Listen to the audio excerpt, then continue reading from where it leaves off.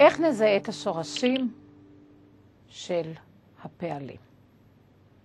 אנחנו כבר יודעים שהופכים לעבר, מזהים בניין על ידי פעיל סביל, אותיות מוספיות וצליל. איך נזהה את השורש? העיקרון הגדול אומר, נמחק את המוספיות, כדי שנשאר עם האותיות שמקבילות לפי, לעין וללמד, שהן מייצגות את אותיות השורש. העיקרון לזיהוי הוא עיקרון אחיד לכל האורך, בכל הגזרות. לדוגמה, הוא הגביל אותנו בעשייה. הגביל זה הוא בעבר, פעיל, הפעיל. נמחק את המוספיות. מה המוספיות? ההי של ההפעיל, ההי של ההגביל. היות של ההפעיל, היות של ההגביל. עם מה נשארנו? עם ג', ב' ולמד, שהן מקבילות לפי, לעין וללמד. אלו הן אותיות השורש. אבל לא תמיד החיים כל כך פשוטים. לפעמים יש פעלים שמאתגרים אותנו. איך נזהה אז את השורשים?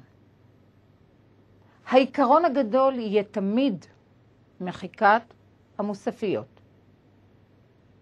העיקרון השני יהיה להוסיף את האותיות שחסרות, או לשנות משהו באותיות שנשארו.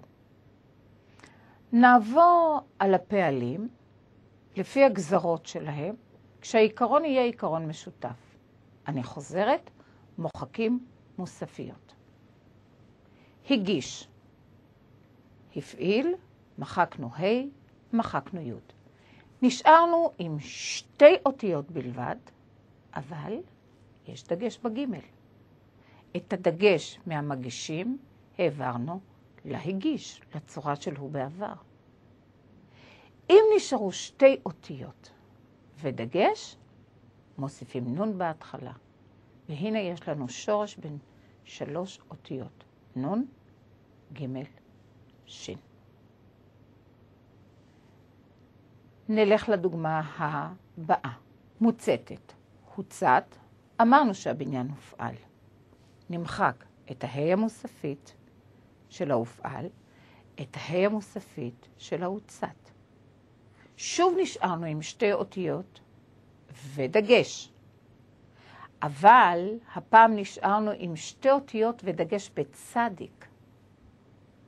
מה נוסיף? נוסיף י' בהתחלה. ושוב, שורש בין 3 אותיות, י', צדיק ות'. באו. בא. הבניין הוא קל. בקל אין שום מוספיות, אין לנו מה למחוק. נשארנו עם שתי אותיות. כשיש שתי אותיות, בלי דגש, כי הדגש הקל לא נחשב, שתי אותיות בלי דגש, נוסיף ו' באמצע. ניקח דוגמה נוספת. רץ. קל.